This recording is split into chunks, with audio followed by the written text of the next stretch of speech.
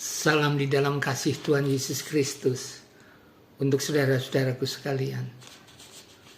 Judul renungan hari ini adalah hak menjadi anak Allah.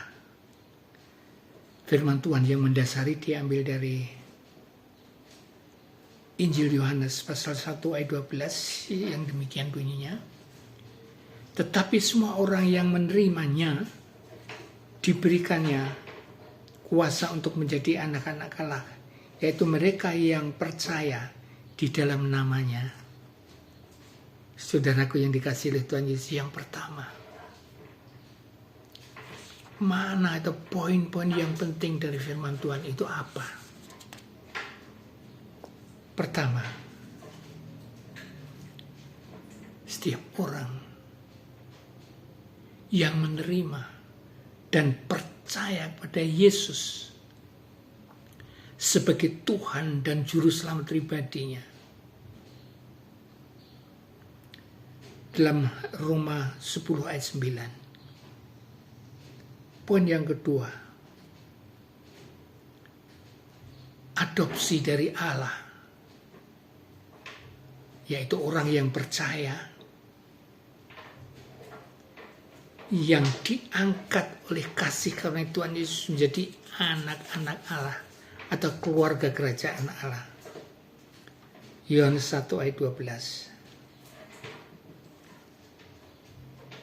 2. Identitas yang baru. Mereka menerima identitas yang baru dari yang tadinya musuh Allah karena dosa-dosanya, sekarang menjadi anak-anak Allah. Efesus 2 ayat 9. Yang keempat, menerima otoritas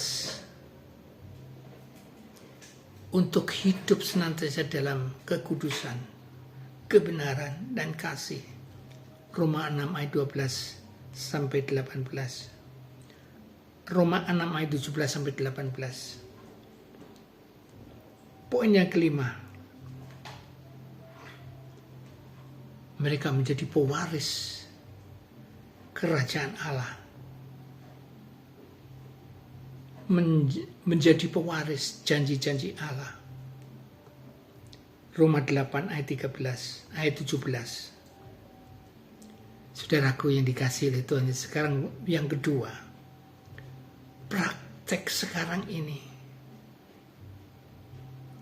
orang yang menerima hak menjadi anak-anak Allah itu apa? Mereka itu selalu menyediakan waktu setiap saat di dalam doa atau pembacaan firman Tuhan, dari berhubungan terus erat dengan Tuhan Allah. Roma 8 ayat 15. Praktek yang kedua, pemberian dirinya untuk dipimpin oleh Roh Kudus setiap saat dalam hidupnya, sehingga mereka mengeluarkan buah-buah roh. Roma 8 ayat 14. Praktek yang ketiga, menjadi pembawa damai sejahtera, menjadi pembawa Injil ke sesama manusia. Matius 5 ayat 9. Praktek yang keempat, mereka mempraktekkan kasih, mempraktekkan kekudusan, mempraktekkan kebenaran kepada sesama manusia atau kepada Tuhan Allah. Matius 5 ayat 44 sampai 45. Praktek yang keempat, selalu menjaga kekudusan hidup setiap saat. Filipi 2 ayat 15. Nah, sekarang bagian yang ketiga sudah sebagai kesimpulan. Bagaimana orang yang sudah memiliki hak kepada anak-anak, dan kesimpulannya apa? Yang pertama, semua orang diawali semua orang yang percaya dan menerima Yesus sebagai Tuhan dan Juru Selamat pribadinya. Dan itu adalah kasih karunia Tuhan Yesus Kristus kepada saudara dan setiap orang. Yohanes 1 ayat 16. Kesimpulan yang kedua, ada perubahan identitas baru.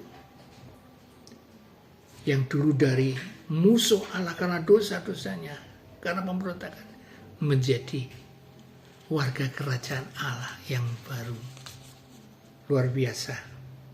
Mazmur 40 ayat 3. Kesimpulan yang keempat, ketaatannya karena didorong mereka sebagai warga mempunyai hak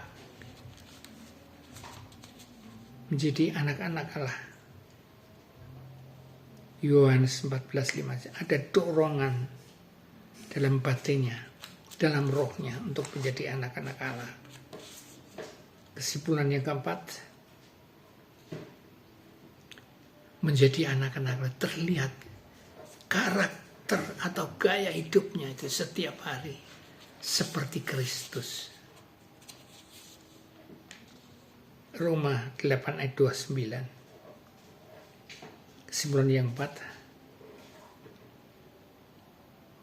hati yang berpaling kepada Tuhan Allah terus.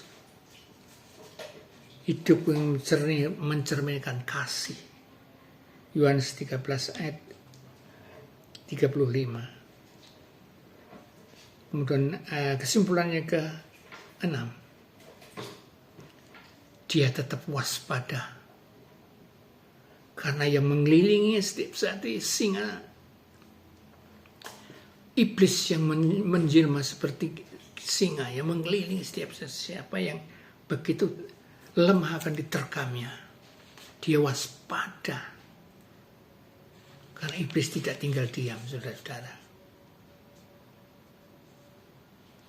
Dijelaskan 1 Petrus 5 ayat 8. Nah, saudara-saudaraku yang dikasihi oleh Tuhan Yesus, saya akan selalu berdoa.